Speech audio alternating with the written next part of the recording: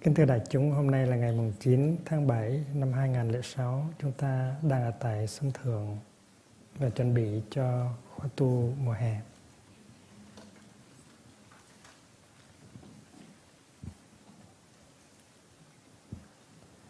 Ngày xưa Đức Thế Tôn thỉnh thoảng cũng có nói chuyện Tiếu Lâm.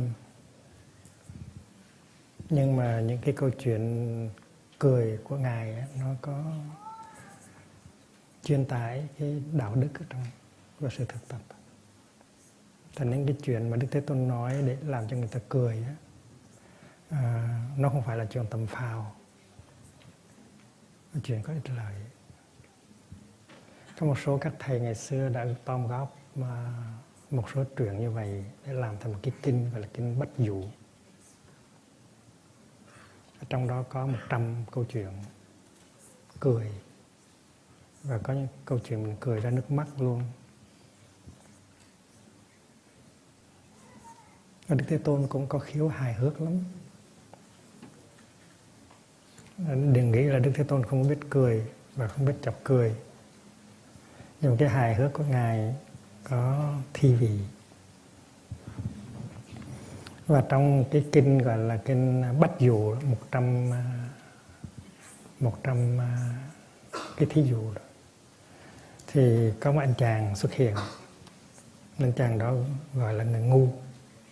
Anh chàng ngu, ngốc. Thật ra thì chữ ngốc nó hay hơn chữ ngu. Mình có thể dịch ra tiếng Anh là the fool, tiếng Pháp là l'idiot, le fou.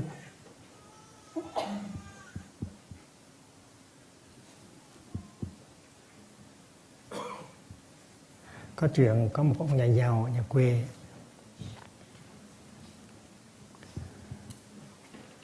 Ông được leo lên trên cái lầu 3 của một cái tòa nhà và đứng ở trên đó nhìn, ông thấy thích quá đi.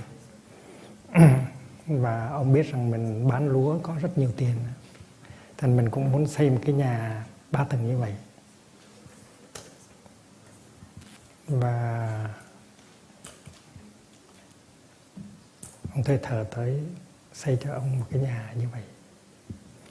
Thì khi mà những cái người thợ đào đất, đắp nền, thì ông hỏi làm cái gì vậy? Tại sao không có xây nhà lên mà đào đất, đắp nền để làm gì? Thì mấy người thợ nói là mình phải đào đất, đắp nền, rồi mình mới xây lên tầng thứ nhất. Rồi xây xong tầng thứ nhất, mình xây tầng thứ hai. Và xây tầng thứ hai xong rồi thì mình xây tầng thứ ba.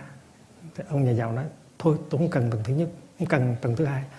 Mấy anh cứ xây cho tôi cái tầng thứ ba, tại tôi chỉ thích tầng thứ ba mà thôi. Thì ngu đến cái mức đó. Và khi mà mình nghe buộc nói như vậy, mình cười. Và mình tưởng rằng là cái chàng ngu đó là người khác. Hay là anh chàng đó là chính mình. Vì nhiều khi mình cũng muốn như vậy. Mình không có đặt nền tảng cho sự thực tập của mình. Mình không có học những cái chuyện căn bản. Mình không có thực tập những cái điều căn bản mà mình muốn chứng đạt để chuyển hóa. Chuyện hay là khi mà nói chuyện và nghe chuyện thì mình có cảm tưởng anh chàng ngu đó không phải là mình, may quá mình không phải là anh chàng ngu đó. Nhưng mà nghĩ cho kỹ thì chính mình là anh chàng ngu đó.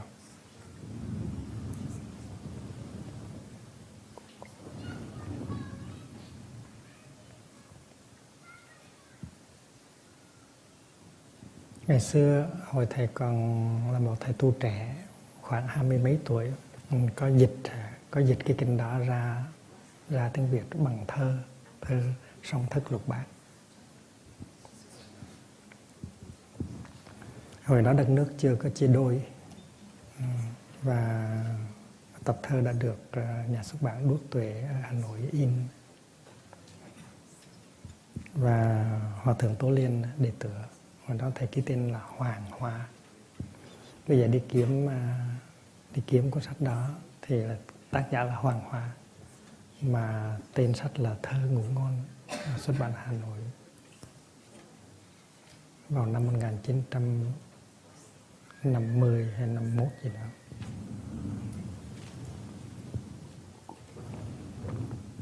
Có một câu chuyện khác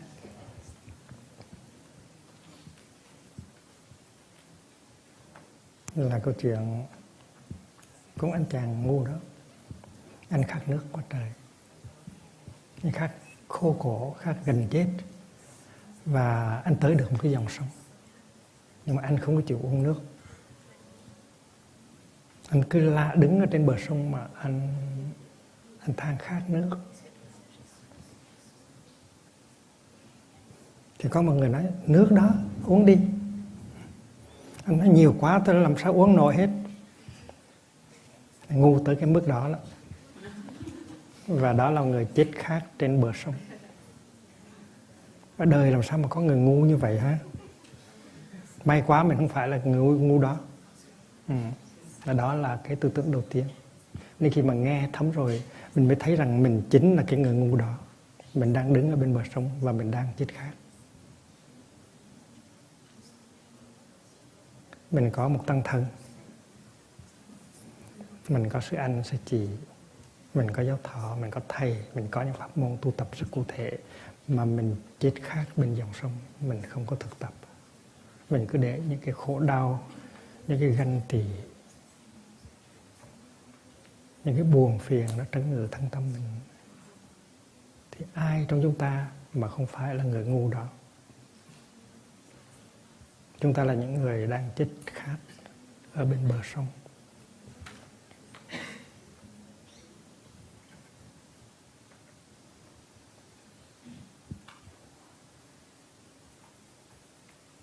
Thành ra những cái chuyện cười mà Đức Thế Tôn nói đó, mình có thể cười ra nước mắt.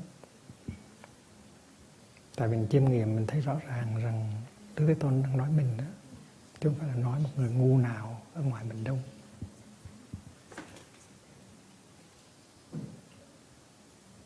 Cái sự thật là chúng ta đang có những điều kiện để hạnh phúc. Và nếu chúng ta ý thức được rằng những điều kiện đó đang có, và chúng ta biết sử dụng, thì chúng ta có hạnh phúc ngay. Uống nước đâu cần phải làm gì đâu, chỉ cần vốc nước mà uống thôi.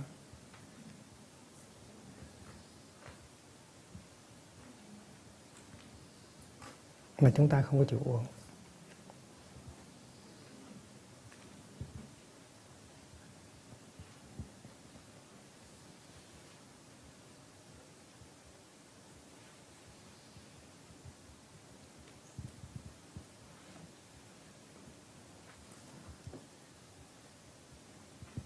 Chúng ta có Tam Bảo là một dòng sông nước ngọt. Chúng ta có Bụt, có Pháp và có Tăng. Chúng ta được dạy rằng mỗi người trong chúng ta đều có Phật tánh. Tuy chúng ta là chúng sanh, nhưng mà chúng ta đồng thời cũng là Bụt. Và vứt bỏ chúng sanh thì không thể nào tìm ra Bụt được hết. Phải tìm Phật ngay ở trong chúng sanh. Và chúng ta đang là chúng sanh thì có nghĩa là chúng ta đang là Phật. Và chúng ta phải tìm Phật ngay ở trong cái chúng sanh của chúng ta.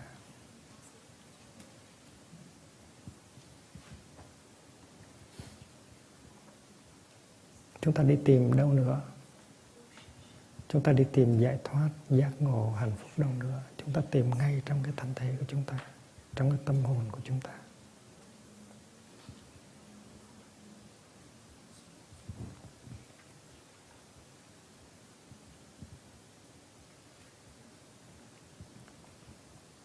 Nếu chúng ta muốn đi tìm Bụt thì chúng ta phải tìm ngay ở trong thân và trong tâm của mình.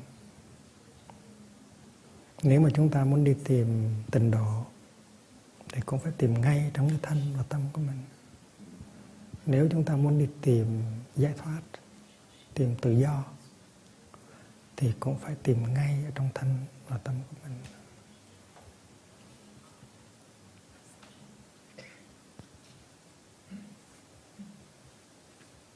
Chúng ta hãy tập nhìn thân và tâm của chúng ta như là một cái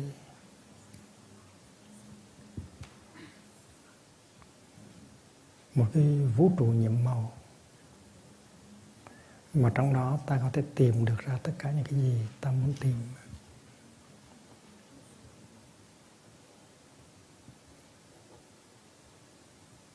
Giải thoát cũng ở trong đó, giác ngộ cũng có ở trong đó, an lạc cũng ở trong đó, tịnh độ cũng có ở trong đó.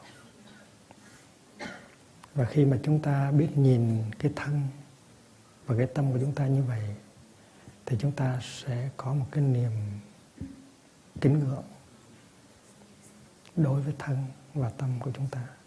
Chúng ta không còn khinh thường và xài xể cái thân và cái tâm của chúng ta.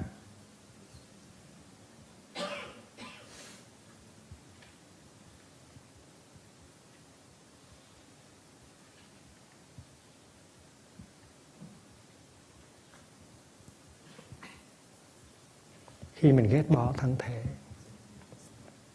khi mình coi thường thân thể của mình, tức là mình mất tất cả. Tại vì thân thể với tâm hồn không phải là hai cái thực thể khác biệt.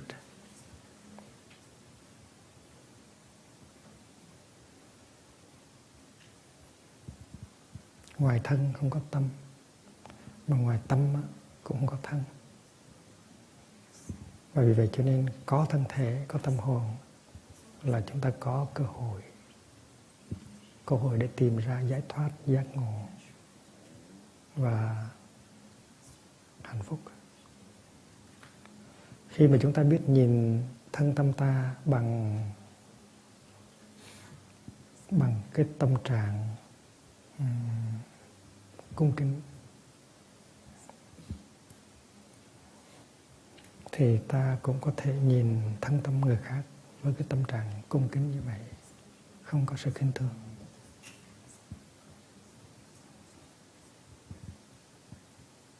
Sự thật là không có thể nào tìm thấy tịnh độ, tìm thấy giác ngộ, tìm thấy Bụt ngoài thân và tâm.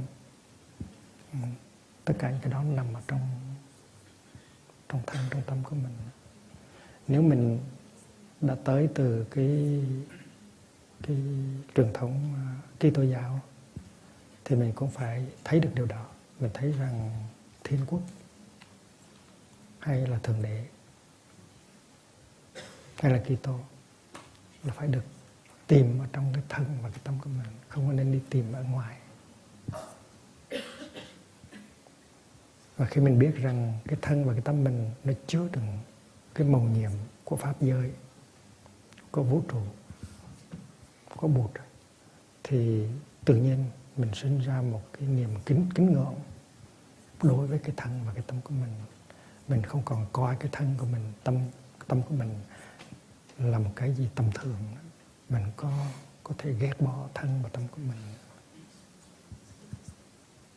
Ngày xưa thầy có viết một bài thơ, trong đó có câu là đừng ghét bỏ thân thể em, tại vì đó là đền thờ của linh hồn nhân loại.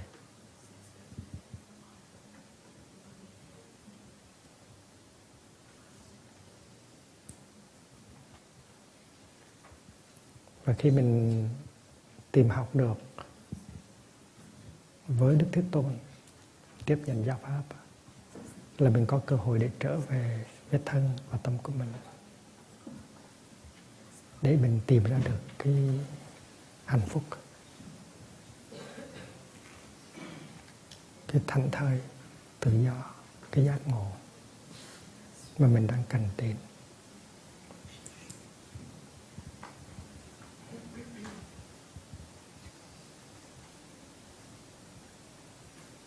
Tại Làng Mai, mình được thầy dạy là mình phải có mặt cho thân và tâm của mình.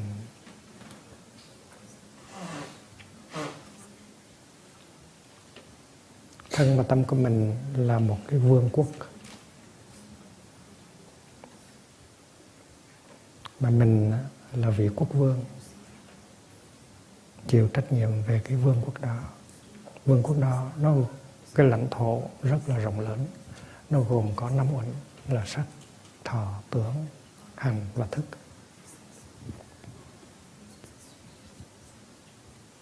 Làm sao mình có an lạc, mình có hạnh phúc, mình có hòa điệu nếu mình không có mặt cho thân tâm của mình?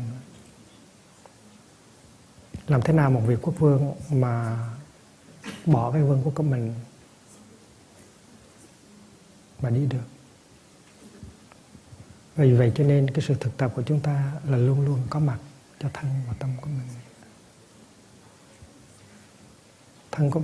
Thân và tâm của mình cần sự có mặt của mình. Và làm sao mình có thể có mặt cho mình? Mình có mặt cho mình là nhờ những cái phương pháp thực tập như là thở cho có ý thức. Mỗi khi mình thở cho có ý thức, mình đem tâm với thân về một mối, là mình đang có mặt cho thân và tâm của mình. Mình là một vị quốc vương có trách nhiệm. Mỗi khi mình bước chân đi, mỗi bước chân nó có chánh niệm, và mỗi bước chân như vậy nó đưa tâm trở về với thân, và mình có mặt hoàn toàn cho mình trong cái giờ phút mình bước chân đó. Đó là cái sự thực tập căn bản của mình.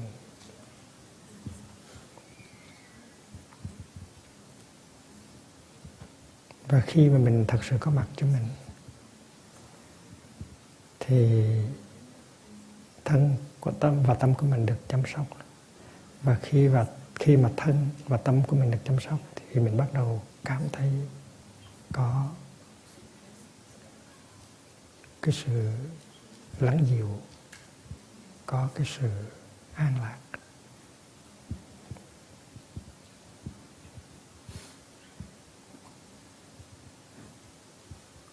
Nhiều khi chúng ta nghĩ rằng cái niềm vui của chúng ta chỉ có thể đến khi chúng ta được ngồi với người mà chúng ta thương.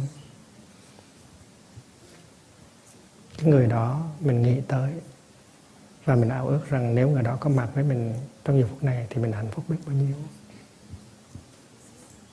Và chúng ta cứ nghĩ rằng nếu không có người đó bên mình thì mình thế nào có hạnh phúc được. Mình nghĩ cái hạnh phúc của mình chỉ có thể có được với sự có mặt của một người khác hoặc là hai người khác. Và hình như mình tin rằng cái hạnh phúc, cái an lạc đó không thể nào có mặt được nếu mình ở một mình.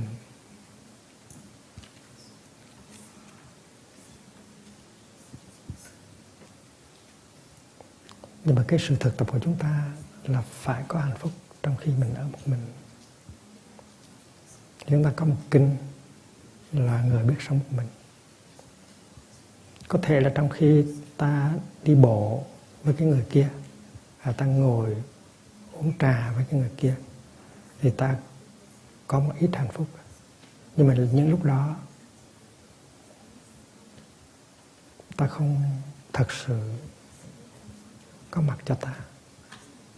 Ta đang cố gắng có mặt cho người kia, nhưng mà ta không có thực sự có mặt cho ta. Và khi mà ta không có mặt thật sự cho ta, thì cái phẩm chất của ta để có mặt cho người kia cũng rất là nghèo nàn. Cho nên muốn có mặt cho người kia, muốn có mặt cho cuộc đời, thì mình phải tập có mặt cho chính mình trước. Và vì vậy cho nên nếu mà mình thực tập có kết quả là khi mình ngồi một mình có hạnh phúc. Khi mình đi một mình cũng có hạnh phúc. Khi mình uống trà một mình cũng có hạnh phúc. Chứ không phải là chỉ khi nào có người kia ngồi bên cạnh mình thì mình mới có hạnh phúc đâu.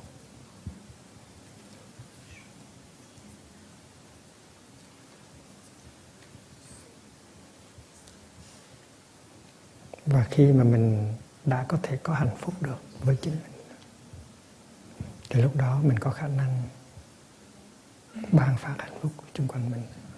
Sự thật là nó như vậy.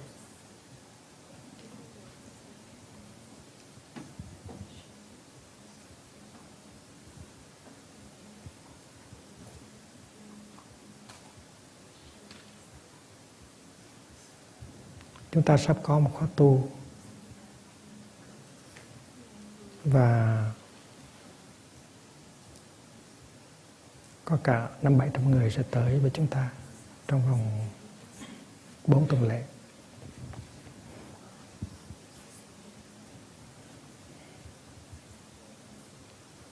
Chúng ta chỉ có thể làm hạnh phúc cho những người đó. Chúng ta chỉ có thể chia sẻ hạnh phúc cho những người đó, làm cho họ có hạnh phúc khi chúng ta thực sự có hạnh phúc đối với chúng ta. Khi mà chúng ta có mặt cho chúng ta một cách vững chãi, khi chúng ta có an lạc, có thảnh thơi, thì chúng ta mới có khả năng chia sẻ cái an lạc đó và làm cho những người kia có hạnh phúc. Và vì vậy cho nên chúng ta phải nhìn lại bản thân để xem chúng ta có gì để hiến tặng. Tại vì sự tu tập của chúng ta nó có mục đích hiến tặng. Hiến tặng cái gì? Hiến tặng sự vững chãi, sự thảnh thơi. Thảnh thơi tức là tự do. Và hiến tặng cái an lạc. An và lạc. Và chúng ta biết rằng nếu chúng ta không có phẩm chất của an lạc thì chúng ta không có gì thật sự để hiến tặng.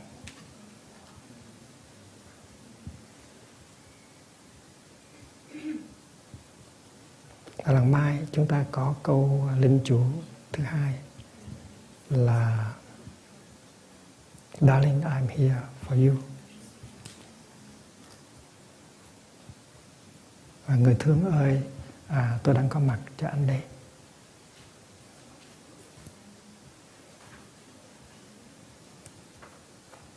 Câu linh chú đó nó có nghĩa là cái món quà quý hóa nhất mà mình có thể hiến tặng cho người kia chính là sự có mặt của mình, sự có mặt đích thực của mình, sự có mặt trong đó thân và tâm nó trở về với nhau và nó có sự hòa điều, nó có sự thảnh thơi.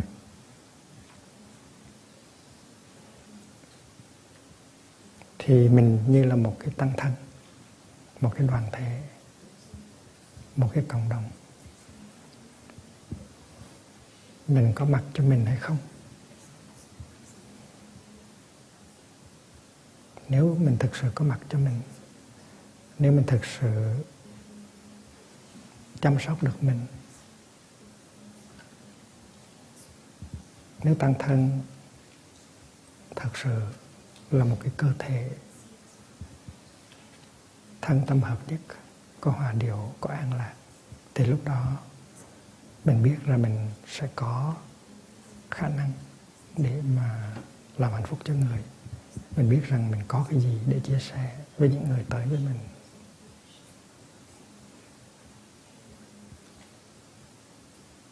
Chúng ta không phải là một cái khách sạn. Chúng ta không phải là một cái nhà ăn để cung cấp chỗ ngủ và thức ăn cho những người tới ở khách sạn để ngủ và để ăn.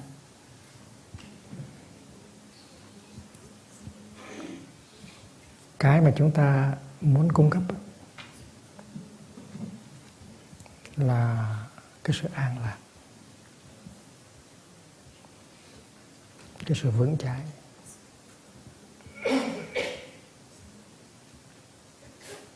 Và vì vậy cho nên chúng ta phải có cái đó để cống hiến. Mà cái đó không thể đi ra ngoài Sân Phoa mà mua được.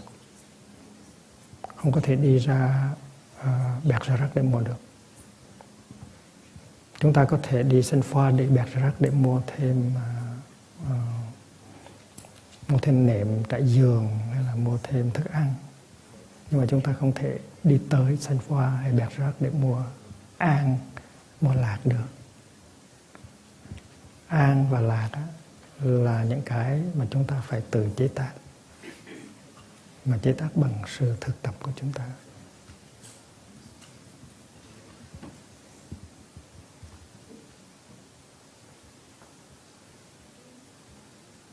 Khi ta là một sư anh thì ta mong rằng các em của ta biết chăm sóc lấy cái bản thân của chính người đó, biết sử dụng hơi thở, biết sử dụng bước chân, biết sử dụng nụ cười để có mặt cho thân và tâm của sư em mình. Và mỗi khi mình là sư anh mà mình biết sư em mình làm được chừng đó thì mình có hạnh phúc rất lớn. Tại sư em biết chăm sóc, tự chăm sóc mình. Và nếu sư em chưa biết tự chăm sóc mình thì mình phải làm thế nào để cho sư em mình có thể tự chăm sóc mình được. Mình phải nhắc nhở. Mình phải nói, này em, mình phải có gì để hiến tặng người ta chứ. Em có gì để hiến tặng người ta không?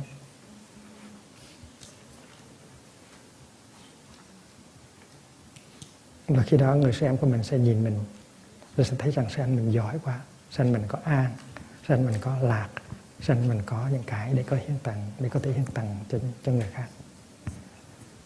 Và vì vậy cho nên khi mà sư anh hỏi cái câu em có gì để hiến tặng cho người ta không? Tức là sư anh đã có cái gì, đang có cái gì để có thể hiến tặng được. Mà cái đó không phải là lao tác, mệt nhọc. Cái đó không phải là service. Tại vì ngoài đời họ làm lao tác như vậy để họ có lương. Còn mình tu ở đây mình đâu có đồng lương nào đâu. Thành ra cái lao tác đó không phải là cái sự hiến tặng của mình, mà chính là cái tình thương, cái hạnh phúc của mình mới là cái sự hiến tặng đích thực của mình cho những người tới.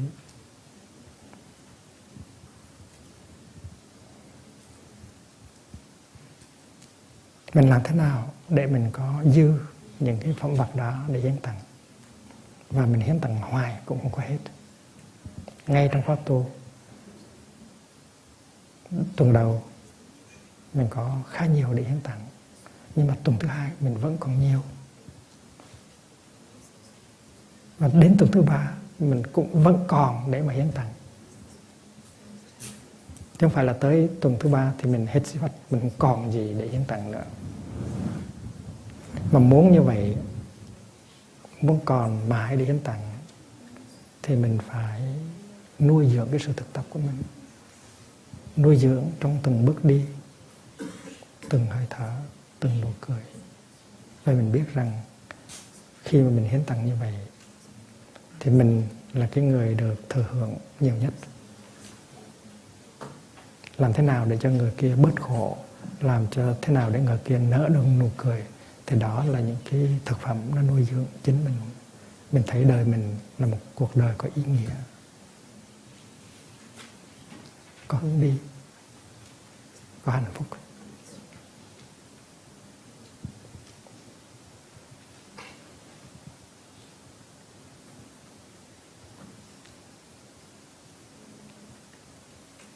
Chúng ta có những cái hạt giống tốt từ thầy tổ trao truyền lại. Chúng ta có những hạt giống tốt từ tổ tiên ông bà, cha mẹ trao truyền lại. Và đó cũng là vốn liếng. Và sự thực tập hàng ngày của chúng ta là để tưới tẩm, để làm cho những hạt giống đó nó nảy mầm, đem lại hoa trái của an lạc, của hạnh phúc. Và điều đó là cái sự thực tập hàng ngày của chúng ta. Và khi mà chúng ta thực tập chung thì ta thấy rõ ràng cái thành quả của những người anh, người em, người chị của mình. Và trong khi thực tập chúng ta nâng đỡ cho nhau, chúng ta giúp đỡ lẫn nhau. Tại vì sự thành công của người này nó là sự nâng đỡ cho người khác, để người khác cũng có thể thành công. Mình là sư anh thì sự thực tập của mình sẽ giúp cho sư em. Mình là sư em thì sự thực tập mình cũng sẽ giúp cho sư anh, để giúp luôn cho cả thầy nữa. Và khi mình giúp được nhau ở trong nhà mình có hạnh phúc trong nhà thì cố nhiên mình có niềm tin rằng mình có thể hiến tặng được khá nhiều cho những người đến với mình trong khóa tu.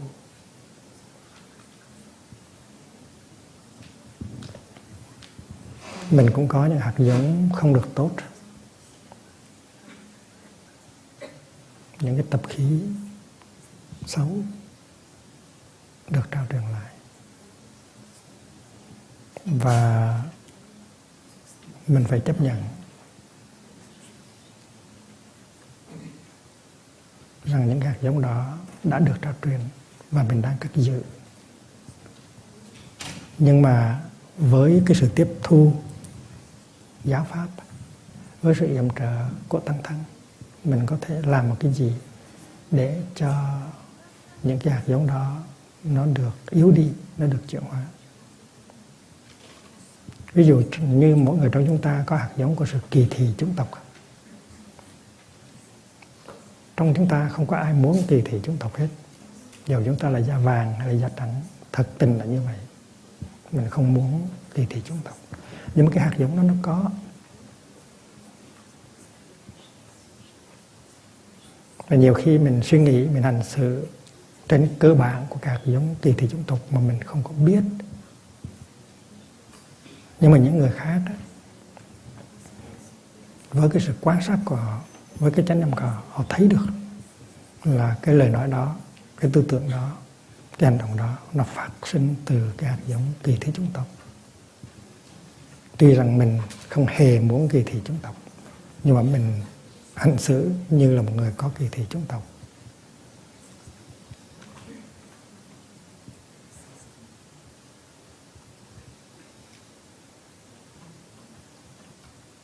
Trong cái sự tiếp xúc đời sống hàng ngày, khi mình ăn cơm, khi mình uống nước, khi mình đội nón, khi mình mặc áo, thì cái hạt giống kỳ thị chủng tộc của mình có thể bị tư tẩm. Thì nhiều khi mình nói đó là cái sự khác biệt về văn hóa, nhưng mà kỳ thực á, cái hạt giống của sự kỳ thị chủng tộc nó đóng một vai trò quan trọng trong cái cách suy nghĩ, trong cái cảm thọ của mình. Cho nên mình phải nhìn cho kỹ, nhận diện nó, ý thức được cái sự có mặt của nó, ý thức được rằng nó có thể điều khiển hóa cái lối suy nghĩ của mình. Thì lúc đó mình bắt đầu chuyển hóa được cái hạt giống kỳ thị chủng tộc đó.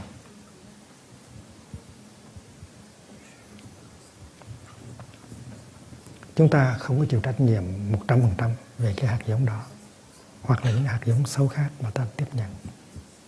Tại vì chúng ta biết rằng tổ tiên, ông bà, cha mẹ chúng ta cũng đã có hạt giống đó và đã trao truyền cho chúng ta. Và chúng ta không phải là người duy nhất chịu trách nhiệm về cái hạt giống đó. Nhưng mà khi mà chúng ta chuyển hóa được thì chúng ta đồng thời giúp cho tổ tiên, cha mẹ, ông bà chuyển hóa được cái hạt giống đó đồng thời cùng một lúc.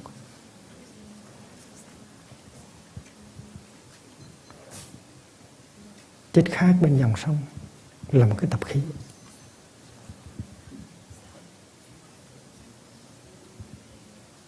Không phải là chỉ chúng ta mới là những người đang chết khát trên bờ sông, mà có thể là tổ tiên chúng ta cũng đã có những người từng như vậy,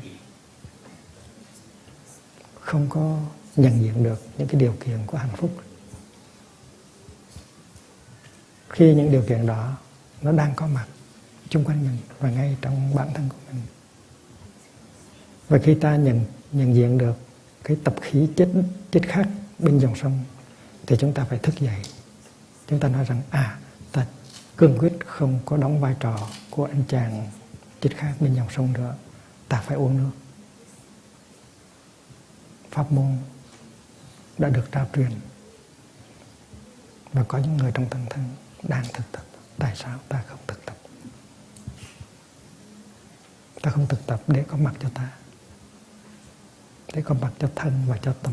Tại sao ta không có hạnh phúc được khi ta ngồi một mình, khi ta đi một mình, khi ta thở một mình, mà phải có một người khác hoặc là 2-3 người khác ngồi thì mới có hạnh phúc.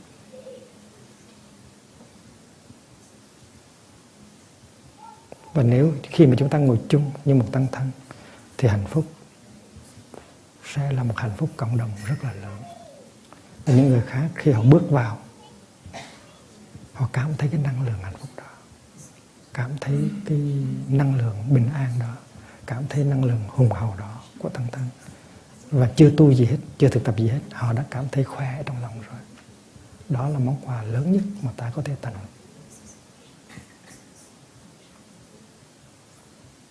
Khi chúng ta ngồi thở,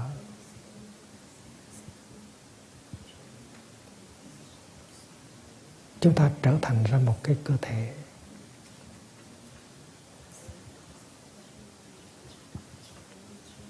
nó có cái sự đồng bộ, nó có cái nó có cái sự hòa điệu, nó có cái sự đồng nhất, và cái năng lượng của sự có mặt nó hùng hậu nuôi dưỡng cho tất cả mọi người trong chúng ta. Hay là khi mà chúng ta đi thiền hành, mỗi người đều biết chăm lo cái thân và cái tâm của mình, mà tất cả mọi người đều làm như vậy hết, thì cái năng lượng nó chế tác ra trong khi đi thiền hành nó hùng hậu vô cùng. Một người chưa tu, chưa biết thở, chưa biết đi, mà có mặt trong lúc đó sẽ cảm thấy cái năng lượng hùng hậu đó và bắt đầu được chuyển hóa. Chứ đừng nói là họ tu, họ thực tập như mình. Và đó là cái món quà quý giá nhất mà mình có thể hiến tặng cho những người tới với mình. Và món quà đó, nếu có thì mình là người được hưởng đầu tiên, mình có mặt cho mình. Vì vậy cho nên cái câu linh chú người thương ơi, tôi đang có mặt cho anh đây, đó là sự thực tập của chúng ta. Chúng ta phải có mặt cho chính mình trước khi chúng ta có thể có mặt cho người kia. Người kia là ai? Người kia là người thương. Tại vì cái chí hướng của người tu là thương và làm cho người ta bớt khổ. Người sắp đến với mình là những người có khổ đau. Nếu họ không có khổ đau, họ sẽ không có đến. Tại vì họ có những cái nỗi khổ niềm đau, cho nên họ mới đến. Và họ đến là để cho mình thương họ, để cho mình giúp họ. Tại vì sự thực tập của mình là sự thực tập thương yêu. Mà thương yêu ở đây là hiến tặng cái an và cái lạc. Và nếu mình có an và có lạc thì chắc chắn mình sẽ có thể hiến tặng được.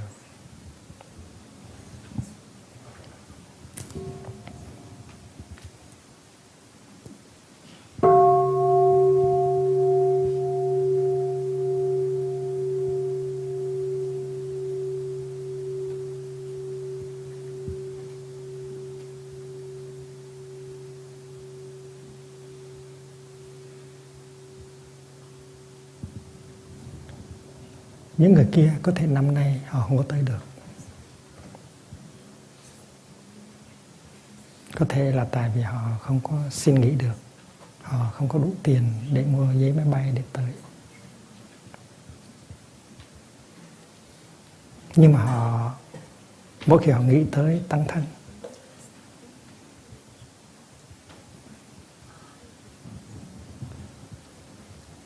một tăng thân có an và có lạc, thì dù họ không có tới đi nữa, họ cũng có thể có hạnh phúc và niềm tin rồi. Tại vì mình đang thực tập cho họ. Darling, I am here for you. Khi mình là một tăng thân tu học có hạnh phúc, có tình huynh đệ, có an, có lạc, thì dầu mình có trực tiếp giúp người kia được, dầu người kia không có trực tiếp tới với mình được, thì mình vẫn là món quà cho họ, vẫn là sự có mặt cho họ. Chúng ta hãy nhìn cái cây ti ơn ở sân thượng. Ở trước chúng ta hãy hình dung cái cây ti ở trước thiên đường chuyển hóa. Cái cây đó nó thực tập như vậy đó. I'm here for you. Dù có mình có đi xăm Hạ, xăm Mới, mình có đi về Việt Nam hay đi qua Hoa Kỳ, thì cây đó nó cũng đang có mặt cho mình. Mỗi khi mình cần mình về thì nó có mặt luôn đó. Mình không đánh mất mình vẫn còn là mình. Đó là căn bản của sự yêu thương đã nên I'm here for you.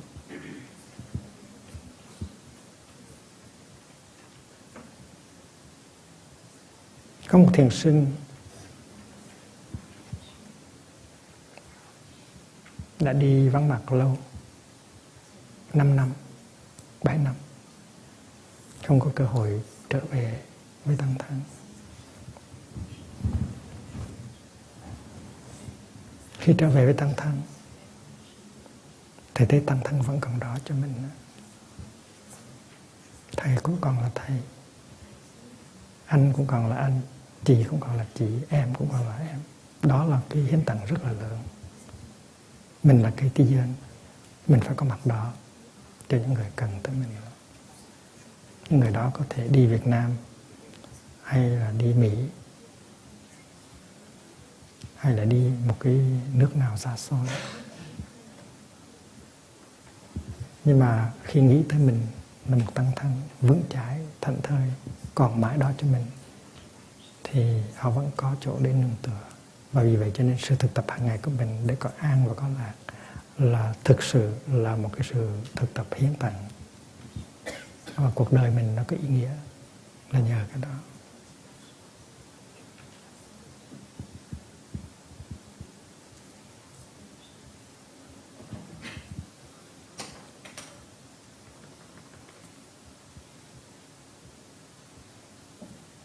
Muốn thỉnh chuông thì thỉnh đi.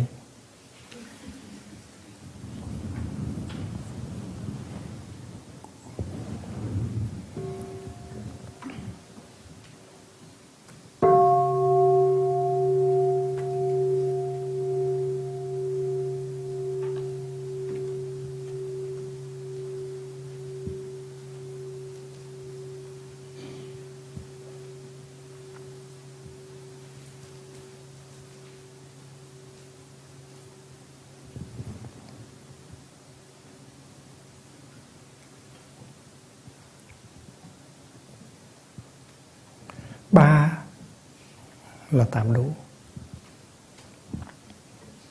4 là rất tốt. Và 5 là quá tốt.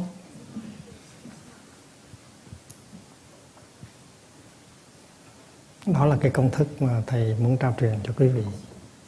3 là tạm đủ, 4 là rất tốt, 5 là quá tốt. Trong một cái tăng thân mà nếu có được 3 người đồng lòng đồng ý với nhau thành một khối, thì đó là tạm đủ để cho tất cả chúng ở trong tăng thân đi theo.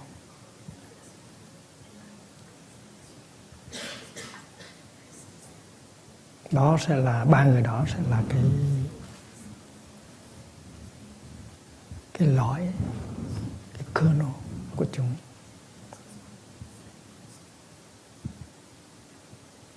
Và nếu con số đó là 4 thì rất là tốt. 3 mà mới tạm đủ thôi. Nhưng mà 4 là rất tốt. Và vì vậy cho nên nếu quý thầy muốn ở trong chúng có cái năng lượng thực tập hùng hậu, thì ít nhất các thầy phải nghĩ đến cái chuyện 3 là tạm đủ, 4 là rất tốt. Nếu có 4 sự ăn ngồi với nhau, ăn sáng với nhau mỗi ngày, trao đổi với nhau về những cái gì cần phải làm để cho đại chúng có hạnh phúc, thì nếu trong chúng có được 4 người như vậy đồng lòng, đồng ý, thì tất cả chúng sẽ đi theo. Sự thực tập của 4 người đó như là một cái hạt nhân một cái lõi, cốt lõi của tăng thân rất là quan trọng.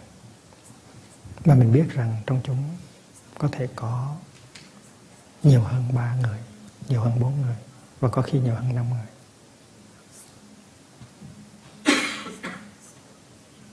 Nếu mình gặp một thành phần của tăng thân, mình hỏi: này sư chú, theo sư chú thì trong tăng thân này ai là người có thể xung vào cái lõi đó?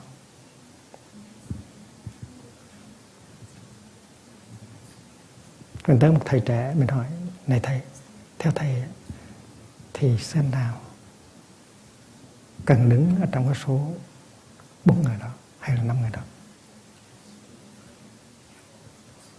Tại vì khi mình có được một cái lõi như vậy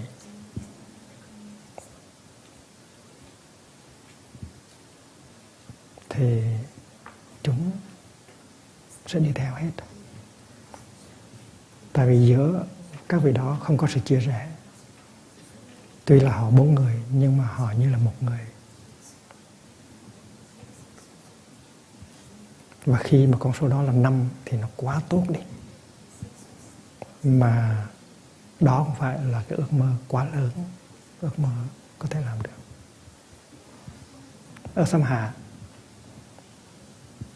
nếu ta hỏi một sư cô và 4 sư chị đó là ai, 4 sư chị mà có thể đi đôi với nhau, đi 4 với nhau, như là một cái cốt lõi, một cái hạt nhân, là ai? Thì người nào cũng sẽ nói cho mình nghe cái ý về cái thấy của người đó. Và đây không phải là một sự mơ ước quá đáng. Trong chúng nó có những vị như vậy. Trong chúng nó có hơn 3 vị, có thể 4 vị, có thể có 5 vị. Làm cái gì cũng làm chung với nhau. Nói cái gì cũng nói một giọng như nhau. Tuy là những người đó rất khác nhau về tài năng, về gốc gác. 4 người đó không cần phải giống hệt như nhau. Nếu giống hệt như nhau thì buồn quá. Sư cô Diệu Nghiêm, nếu mà giống hệt như cô Đăng Nghiêm thì đâu được. Nhưng mà chính vì sư cô Diệu Nghiêm với sư cô Đăng Nghiêm khác nhau, cho nên nó mới có muôn màu muôn sắc.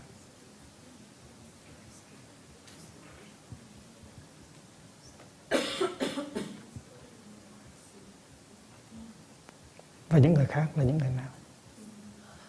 Mình có được 4 người hay không? Hay là mình có tới 5 người? Hay là mình có tới 6 người? Mình không nghèo như là mình tưởng. Mình chỉ cần biết sử dụng những cái yếu tố đang có sẵn, những cái điều kiện đang có sẵn, và sử dụng đúng theo cái pháp môn là mình trở nên rất là giàu có. Mình đã có pháp, đã có giới luật, đã có uy nghi, thì mình cứ theo đó mà làm thôi.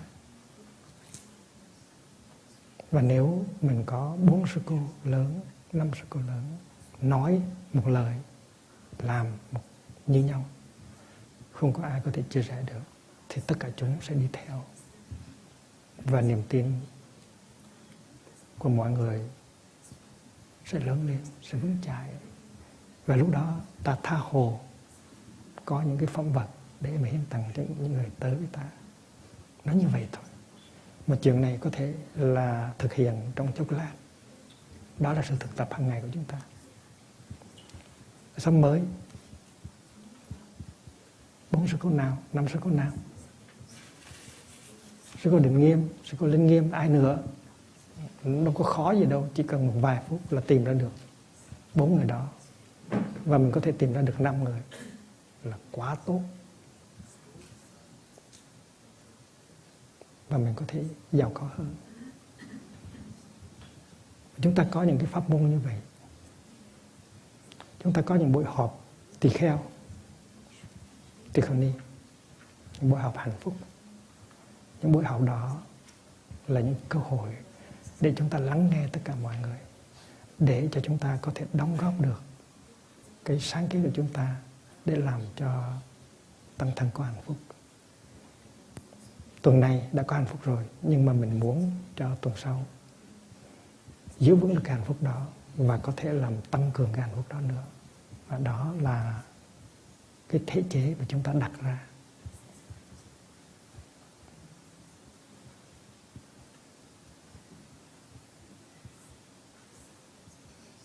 Trong chúng sa di,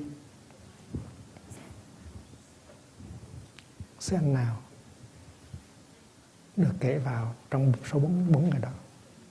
Tại chúng sa di cũng có nhiều người giỏi lắm. Và chúng sa di dư sức để có 4 người như vậy, có thể có 5 hay 6 người. Và chúng sa di phải nhìn cho kỹ để thấy 4 người đó là 4 người nào, 5 người đó là 5 người nào. Và mình phải đặt cái niềm tin nơi họ. Các anh làm đi. Tại vì bên các thầy họ làm như vậy, thì mình sa di mình cũng làm như vậy. Và cái người nào bắt đầu công việc, người nào initiate, người nào bắt đầu, người đó chính là mình. Mình làm sư em nhỏ, nhưng mình đã thấy rằng nếu các sư anh đồng lòng đồng ý với nhau đi như một khối, thì tất cả chúng đều theo và không có những cái tệ nạn mà mình phải than phiền. Vậy thì mình làm cái gì? Mình là một sư em nhỏ nhưng mà mình có thể làm được. Vì vậy cho nên người ấy là ai? Cái người mà khởi xướng, cái người bắt đầu vị trí của 4 người. Thì tuy là mình là một vị tân tỳ kheo, nhưng mà mình đã có thể đặt câu hỏi cho mình. Và mình hỏi một vị tân tỳ kheo khác là 4 người đó, theo anh là 4 người nào? Tại sao mình không có tới với các sư anh đó để xin các sư anh đứng ra để làm cái gốc cho mình, để làm cái cốt lõi cho mình? Thành ra mình không có đứng vào vị trí thụ động. Mình không có nói rằng tại vì các sư anh không làm cho nên mình không làm gì được. Mình đứng vào trong cái trạng thái gọi là không làm gì được và helplessness. Cái đó là cái mình phải tránh. Đừng bao giờ biến mình thành ra một cái, đừng bao giờ coi mình như là một cái nạn nhân của cái sự không làm gì được, helplessness. Người đó là ai? Người đó là mình. Thành ra sáng nay thầy xin hiến tặng cho quý vị cái công thức đó. 3 là tạm đủ, 4 là rất tốt, 5 là quá tốt. Người đó chính là mình.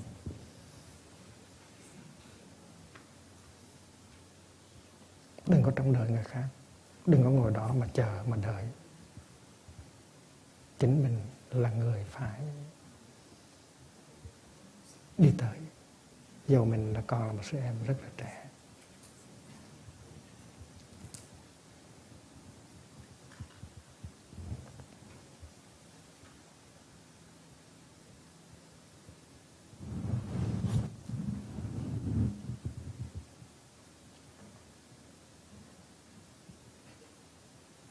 Xây dựng tăng thân là một cái công nghiệp, một cái công trình, một cái sự nghiệp rất lớn. Mỗi chúng ta phải phát nguyện làm một người dựng tăng.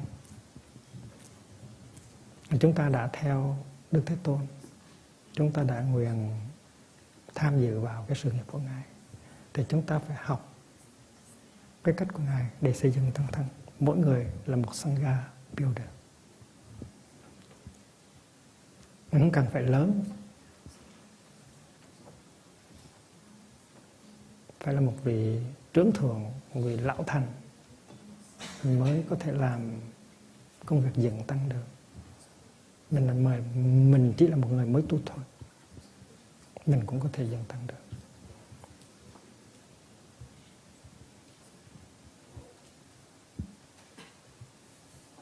Đức Thế Tôn là một người dựng tăng rất khéo. Tuy rằng Ngài cũng có gặp nhiều khó khăn, nhưng mà Ngài đã dựng thành một cái tăng đoàn rất đẹp. Đẹp cho đến nỗi vua Ba Tên Đạt đã từng nói rằng là Đức Thế Tôn, mỗi khi con thấy tăng đoàn của Ngài, con rất là hạnh phúc. con rất là cảm phục Ngài. Mỗi người trong chúng ta phải là một người dựng tăng. Nếu chúng ta thực sự tự xem mình là đệ tử của Bụt, là sự tiếp nối của Đức Thế Tôn, dù chúng ta là người cư sĩ, chúng ta cũng là một người dựng tăng. Và tất cả những người đã thọ giới tiếp hiền trên nguyên tắc đều phải là những người dựng tăng hết. Thọ giới tiếp hiền là để mà dựng tăng, chứ không phải là để tu một mình. Không có. Thọ giới tiếp hiền tức là để dựng tăng.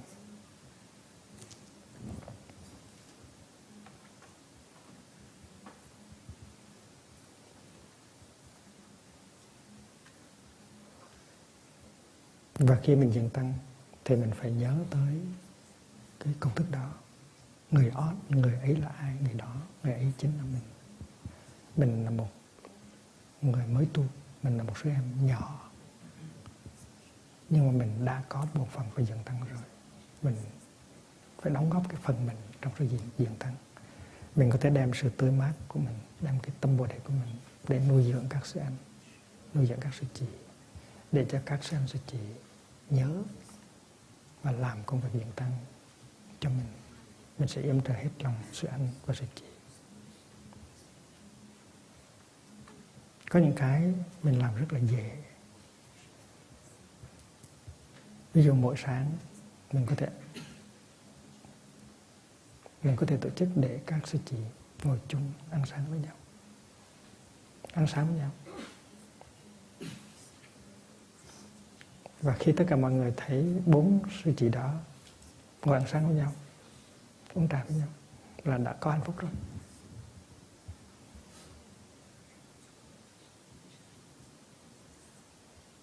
Cách họ coi nhau như là một cơ thể. Họ đi tới những cái quyết định trong chúng một cách rất là dễ dàng với nhau. Không cần có những buổi họp rất là nghiêm nghị, kéo dài 3 giờ đồng hồ, 4 giờ đồng hồ. Thì cái hình ảnh của những sư chị đó nó đem lại niềm tin, đem lại hạnh phúc. Hình ảnh của những sư anh đó ngồi ăn sáng với nhau, cười nói với nhau, và đi tới những quyết định rất là mau để làm hạnh phúc cho chúng. Nó gây niềm tin và hạnh phúc cho các sư em rất là mau chóng. Chúng ta đang ở bên một dòng sông nước ngọt. Chúng ta không có nên chết đuối, không có nên chết khát ở bên dòng sông. Chúng ta có đủ tất cả những điều kiện để thành công, để có hạnh phúc. Và tăng thân của chúng ta có thể trở thành một tăng thân rất là đẹp. Martin Luther King dùng cái danh từ The Beloved Community, Beloved Sangha. Và chính đó là nơi nương tựa của mình. Và khi tăng thân đẹp, tăng thân lành, thì đó là cái niềm tin của thế giới, niềm tin của nhân loại. Và tăng thân là món quà của Đức Thế Tôn trao tặng cho mình. Tăng thân chưa bao giờ từng chấm dứt. Tăng thân có khi đã ốm đau, nhưng mà với sự thực tập, chúng ta chữa lành cho tăng thân, và tăng thân có thể trở thành ra vững chãi, mạnh khỏe, hùng tráng.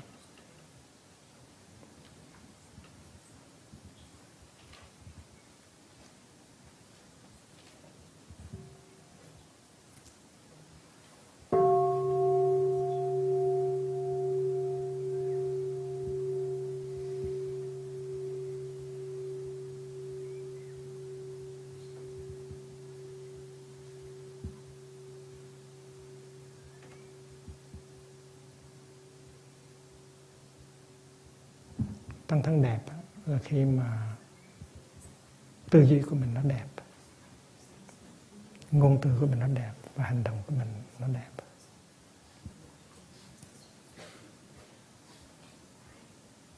Tư duy tức là ý nghiệp.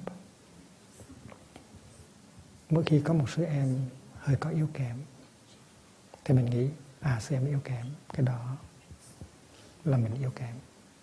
mình phải làm sao giúp mình, giúp sư em chuyển hóa yếu kém đó là giúp cho bản thân mình. Thì cái tư duy đó là một tư duy đẹp. Tại vì cái tư duy đó nó căn cứ trên cái tuệ giác tương tức. Sư em yếu thì mình cũng yếu. Mình yếu thì sư em cũng yếu.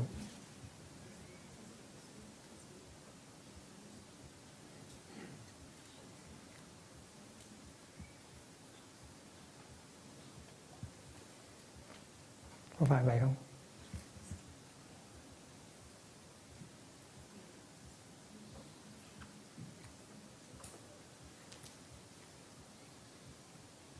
Tại sao thầy không trả lời? Tại sao sư cô không trả lời?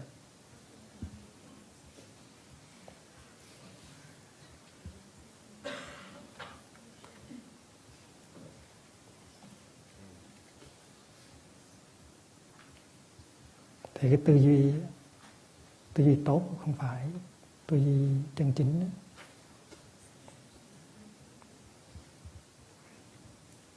Chánh tư duy không phải là khi nào tất cả đều tốt mới là chánh tư duy.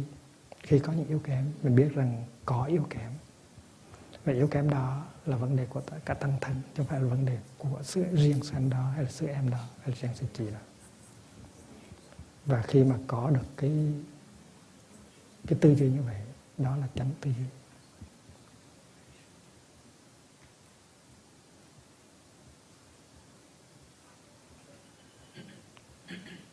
Con sâu nó làm rầu nồi canh.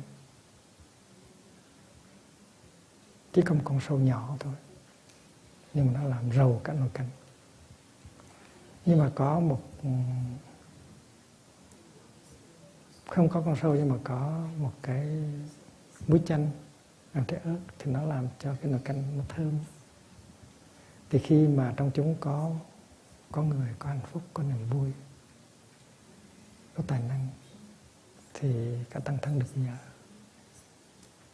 Vì vậy cho nên mỗi ngày mình có thể chế tác được một cái niềm vui, một cái hạnh phúc, một cái tư tưởng tốt, một cái lời nói dịu hiền, và mình làm cho nồi canh của mình nó thơm và nó ngon.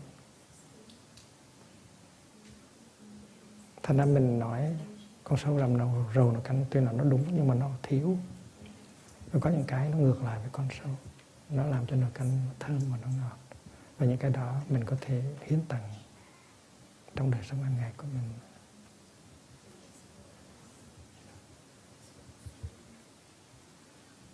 Khi mà sư em nói ra một cái câu, một cái lời nói nó không có đẹp, thì cả tăng thân lãnh đủ.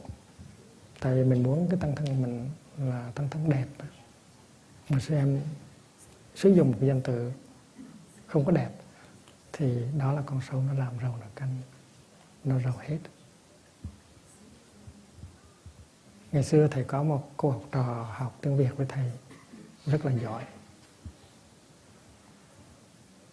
Cô tới lần Mai lúc 2, cô tới với thầy lúc 20 tuổi.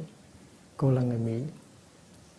Và ban đầu thì thầy tính gửi cô đi học trường ngôn ngữ Á Đông, École de langues orientales ở Paris.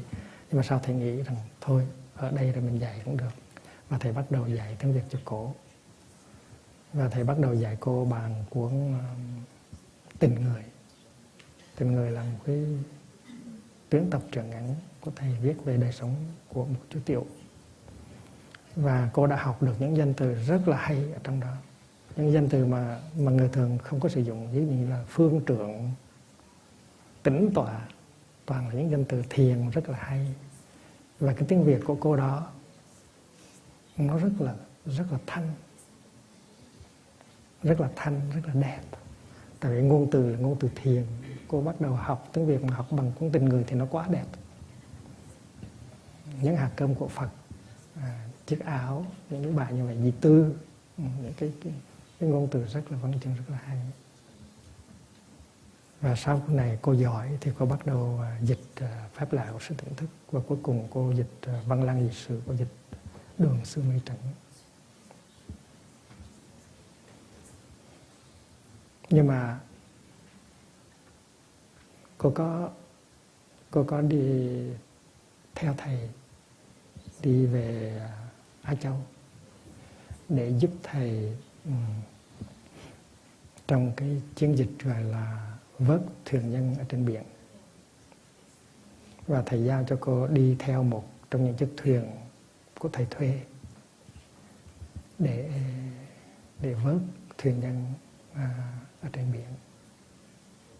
Thì trên chiếc thuyền đó cô đã yêu ông thuyền trưởng,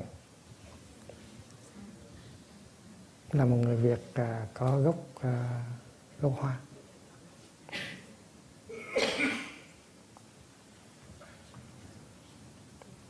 Và sau đó hai người cưới nhau và về Mỹ thì họ mời bà mẹ của anh thuyền trưởng tới về bên Mỹ để sống chung. Và cố nhiên bà mẹ đó không có nói tiếng Việt bằng cái ngôn từ thanh tao mà cô đã học được ở tại Làng Mai, danh từ như là phương trưởng, như là thanh tịnh, an lạc. Thì có một bữa đó, sau mấy năm sống chung với chồng và có được 2 đứa con qua làng thăm, thì tiếng Việt của cô nó thay đổi, nó không còn đẹp như cũ. Cô nói như thế này: mùa đông trời lạnh thế mẹ. Mà thầy không bao giờ dạy cô như vậy, lạnh thế mẹ. Cái đó là cái tiếng Việt không phải của thầy dạy.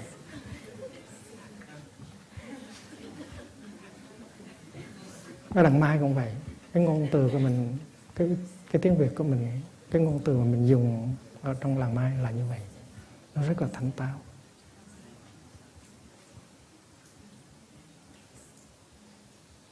Và những sư em như là Pháp Hữu và Pháp Huy lớn lên ở trong cái môi trường đó và học được cái ngôn ngữ của thầy. Nhưng không biết tại sao gần đây các sư chú, các thầy trẻ tự nhiên dùng những cái chữ nó không có đẹp, nó không có hay. Không biết có bà mẹ chồng nào ở Việt Nam mới qua truyền bá cái loại ngôn ngữ nào đó. Thành ra xin các thầy ở sân thượng cẩn thận. Mình phải ghi chép lại tất cả những cái chữ đó trên một mảnh giấy và mình làm lễ hỏa thiêu những cái chữ đó, rồi chôn cho thật sâu, đào cho sâu chôn chặt, để cho tăng thân của mình tiếp tục đẹp như xưa. Đẹp không những về tư duy mà về ngôn ngữ nữa. Rồi giao cho một thầy làm chuyện đó, chịu trách nhiệm. Và về hành động cũng vậy, tư duy, ngôn ngữ và hành động. Những cái hành động nào nó không đẹp cho tăng thân thì mình phải kiên cử, mà phải bỏ đi. Những cái cử chỉ, những cái hành động nó không biểu diễn được cái đẹp của tăng thân. Tại vì ở đây cái chân nó đi với cái mỹ, mình không có chịu được những cái không đẹp, mình phải đẹp mới được.